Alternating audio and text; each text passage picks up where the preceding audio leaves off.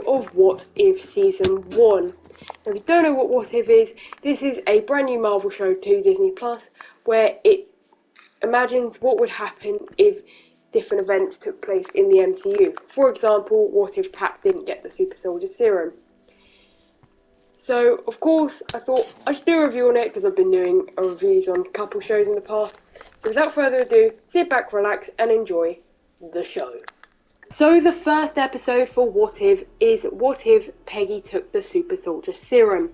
And I thought this was a good start to the season and the show. And I think it did work. It was a cool idea. I don't think it's something that many people would have thought of, but she was Captain America in the comics.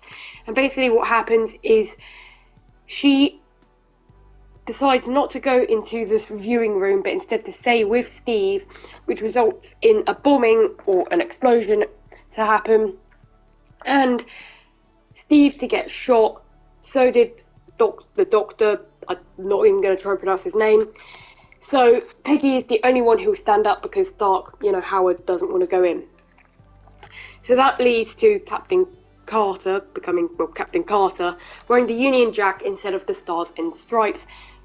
The, Army General isn't too happy or pleased about that. And the episode does end on not a cliffhanger, because it's more of just what really happens at the end of Captain America, the First Avenger. Instead, Peggy doesn't get frozen in ice and she gets teleported through a wormhole, which I think is quite a nice idea, not to just go for that exact same story. Also, we saw Steve in the Hydra Stomper as well. When he was blown up on the train, I thought at first he was going to be Winter Soldier. Maybe he will. We'll just have to see. I'll talk about that a bit later on when we go to the finale. So now you heard what the episode is. I'd probably give this episode a 7.6 out of 10. It was a good episode, but it could have been better. It was just a really good start to the season. It wasn't the best, it wasn't the worst. But let's just move on to a review of episode 2. So next up, we've got one of the best episodes in the series. This was What If T'Challa Became Star-Lord.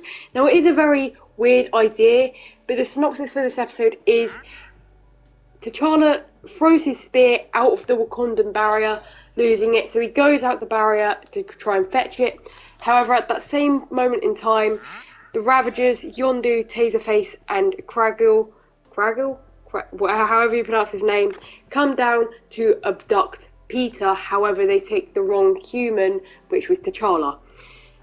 Years later, he becomes Star-Lord and is still got a pretty good bond with the Ravagers.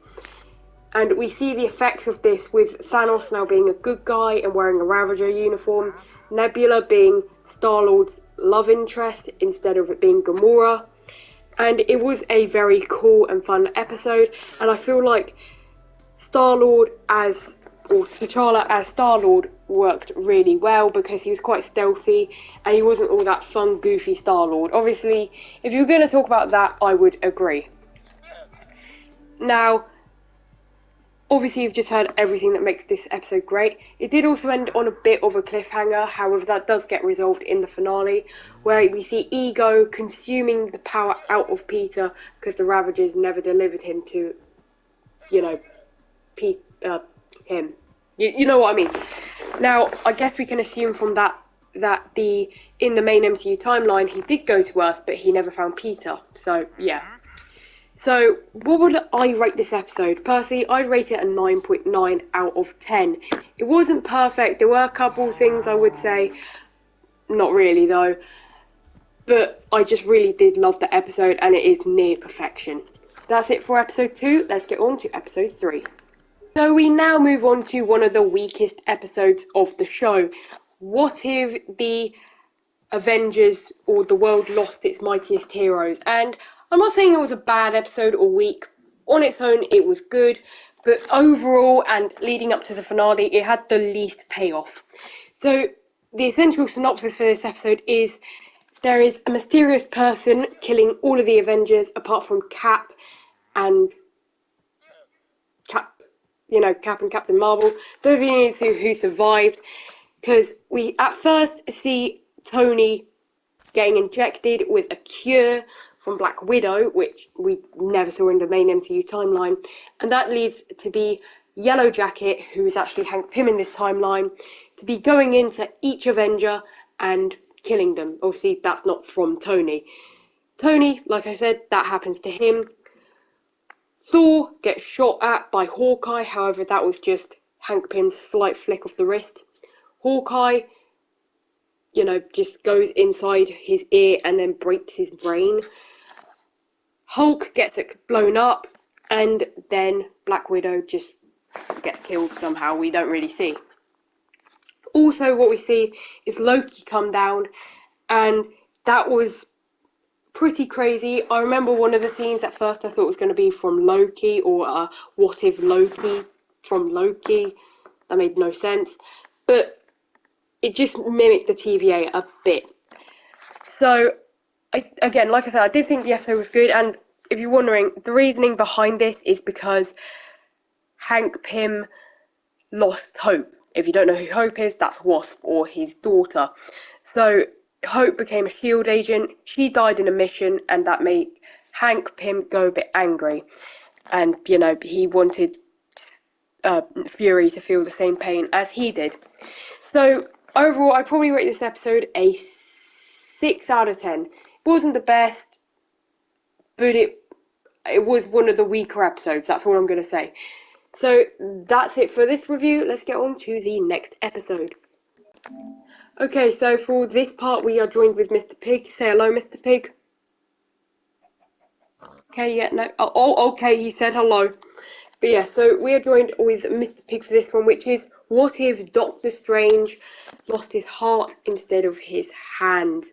And you might be thinking, oh god, he loses his life? No, he literally loses Christine Palmer, who he, loves.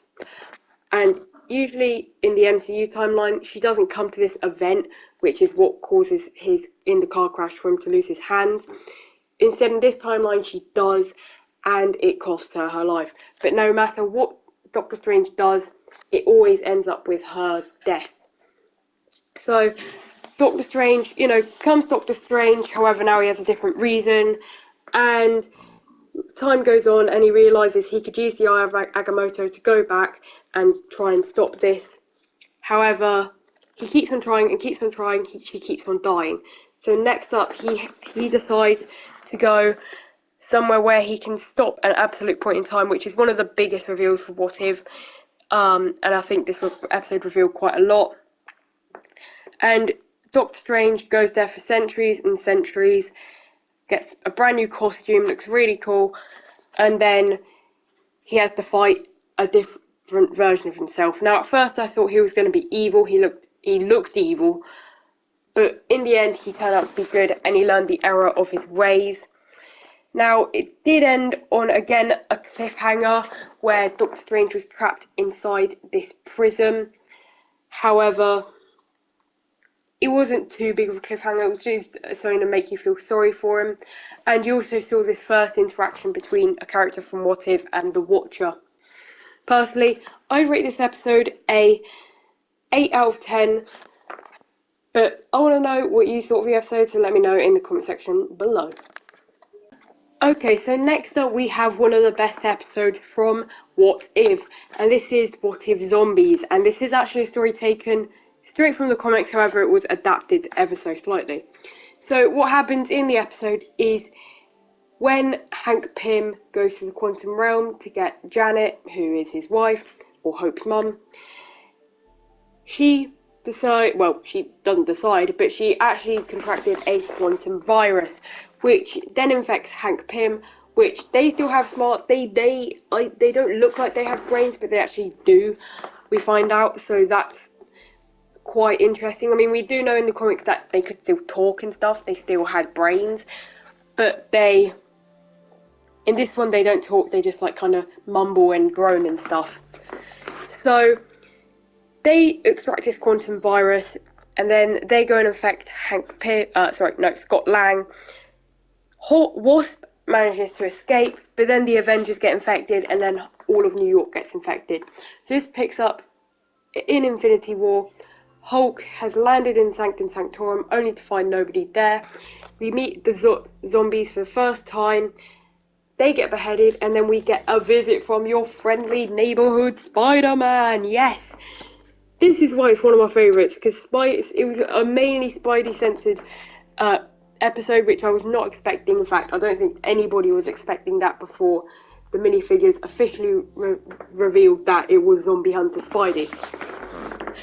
And we barely saw him in the cape and cloak, but I still love that. I think it looks great, and I just really love the Spidey story. And we finally got our first mention of Uncle Ben. It was just a beautiful episode. It did end on one of the biggest cliffhangers, which didn't get paid off, so that's sad. But it was a great episode. So we find out Vision was the cure. Scott Lang is like bodiless now, and Scarlet Witch is a zombie. Vision is I think I've just said Vision is the cure. So they have to use Vision's Mind Stone because of the frequencies it emits. And Vision kills himself, just rips the Mind Stone out of his head so that they can stop everything. We see T'Challa legless, which is quite a nice nod to the comics as well. I feel like this whole episode was very inspired by the comics. And we finally end with a zombie Thanos standing in Wakanda, waiting. So they're about to deliver him the Mind Stone, which means that everybody will get infected. But you don't know, because we still haven't seen a zombie Star-Lord, Thor, Groot. All of those got people. So I'd have to rate this episode a 9.9 out of 10, but let me know your thoughts in the comment section below. So next up we have What If Killmonger, or What If Tony was rescued. And as says in Iron Man 1, he was saved by Killmonger, who then betrays him. He also betrays a lot of other people. There's just a lot of backstabbing from Killmonger in this episode. It basically ends with Killmonger having an army of robots. He's the supposed king of Wakanda. However, he killed Black Panther, he killed Tony, he killed lots of people, like I said. But this episode honestly wasn't that good. I know it sounds quite, like action-wise great. It wasn't. I'd probably rate this a 3 out of 10, honestly. It just didn't appeal to me at all. I didn't really like it that much. I don't know, I just feel like Killmonger's story was very bland, and it was quite obvious as well. It just seemed like a very Killmonger thing to do, because don't forget, he also betrayed Klaue in the main MCU timeline and in this one. So it basically ends with a war with Wakanda, Shuri making a team with Pepper Potts because America are now against Wakanda. I've said a 3 out of 10, so let's get away from this episode and let's move on to a pretty fun episode next. So next up we have What If Thor Was an Only Child. And this episode was very fun. I wasn't expecting that to be the reason why Thor was Party Thor. I thought it was going to be what if Loki was worthy. But I really liked it. I love seeing that even though they're not brothers, in fact, the fact that they're not brothers makes Loki and Thor friends. But basically, instead of Odin taking Loki and raising him as his own, he takes him back to the Bifrosts, and that means Thor is now not learning these responsibilities. He doesn't have Loki who gets in trouble and stuff. So that kind of has that sort of big difference, which Party Thor was very fun. I know not a lot of people liked it. Some people even say it's the worst episode. I really did like it. It was just a fun, nice episode before the horror that came after it. So basically, Thor's just throwing loads of parties across Earth. S.H.I.E.L.D. sending Captain Marvel because of the, powerful party energy. And we see Darcy and we see Jane Foster. I forgot her name for a second. And like I said, it was just a nice, fun, cool episode. We see Thor get a tattoo. We see him get in trouble with his mum. We see Thor versus Captain Marvel, which I never thought we'd see. But then the episode ends on a very weird note with the Ultron robots coming to that world. Now, it makes sense in the finale, which we'll talk about in a minute. But when you look at it and you look at the next episode, you'll see that what happens there is very weird compared to it, because basically the Watcher's reaction to those Ultron robots being on that world are very different, for the fact that he should know that they would be on that world because he just got beaten. But let's talk about this now. So I'd rate this episode a 8 out of 10. So yeah, let's just go and review the next episode. Up we have What If Ultron won, and basically the story for this is he managed to get into Vision's body, take it over, and he had powers of the Mind Stone, which made him win. All the Avengers died, so they never had Vision to fight off Ultron. And the Ultron bots just invaded everywhere, and there are only 2 survivors, which were Clint and Natasha. So Clint and Natasha have to find a antivirus, aka Arnim Zola, to fend him off. However, at the wrong time, Thanos comes and is just like, I'm about to break everybody here.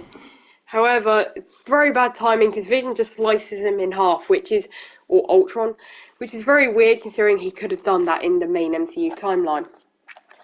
So then Ultron gets the powers of all the Infinity Stones. Yeah, scary, I know. And he goes to fix other planets by killing the, Guardians. And then he fights Captain Marvel. I feel like every What If episode just ends with a Captain Marvel fight or something. And, it was good. The episode was actually very good. Arnim Zola's plan fails. Clint dies. But the reason that fails is because we get the first interaction the second interaction between a character and the Watcher. Because the Watcher fights Ultron and it doesn't end well. Ultron wins and he takes control of the multiverse. As I just said in the Thor review, it doesn't make much sense when it comes to the Watcher's reaction. But it was a cool episode. I really did like it. I'd probably give it a 9 out of 10. But let's just move on to the finale, which, that's a whole different story. And finally, we have What If the Watcher Broke His Oath. And I don't really have a synopsis for this. It's a very unique story, which is, obviously all of them are unique, but it's not following the main or the normal What If plan or plot. So basically what happens in this episode is we first of all enter on Captain Carter in her stealth suit, but then we see the fight between her and Batroc, who was in Falcon Winter Soldier. And then the Watcher chooses her to help fight. Then we see T'Challa get chosen. Then we see, who was it afterwards? I think then we see Killmonger. We see Gamora get chosen, and we see Killmonger get chosen, which is very weird considering, Oh, and we see Party Thor, obviously. But it is very weird seeing Killmonger getting chosen, considering he was a bad guy. And obviously, you might be thinking, what about Doctor Strange? Well, he helps the Watcher get all these people. So the Watcher decides to assemble the Guardians of the Multiverse to fight off Ultron. And Gamora brings her Infinity Crusher, which is supposed to break the Infinity Stones. However, that fails because it can't break the stones on different worlds, only the ones on her world, which possibly suggests that each Infinity Stone is either stronger or weaker than the other. So that's an interesting discovery. But in the end, they do find a way to defeat them, because they use Arnim Zola, but then Doctor Strange has to trap them in like a prism, like he was trapped in that prism in episode 4.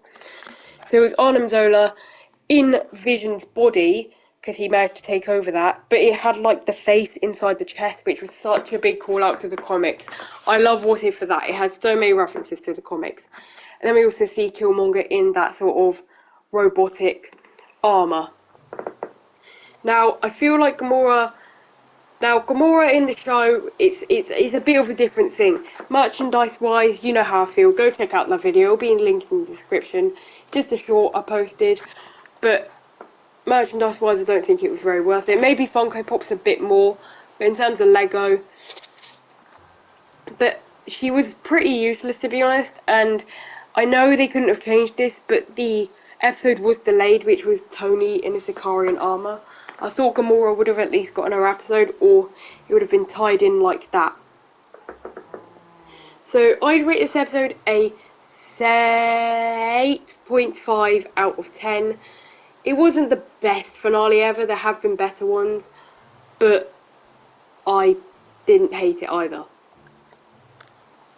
And here we have the review board. So let me just explain this. This is basically on the SMP, a room, obviously you've probably seen this in the first video, but we have this area based off the TVA, and in the middle it's got this room which is used for, like rating each Marvel show, or Star Wars maybe, or Marvel movies. It will be a various things, but here are our rankings for all the Disney Plus shows. So at top we have Loki, then we've got WandaVision, then Falcon Winter Soldier, and then finally we have What If. So those are my rankings, or mine and comments rankings, and I want to know what yours are. So let me know in the comment section below. Let me know what you thought of What If. Was it good? Did you love it? Did you hate it? I know it was very mixed feelings. But I'll see you all in the next one. Peace out. Bye bye. Dulate signing off.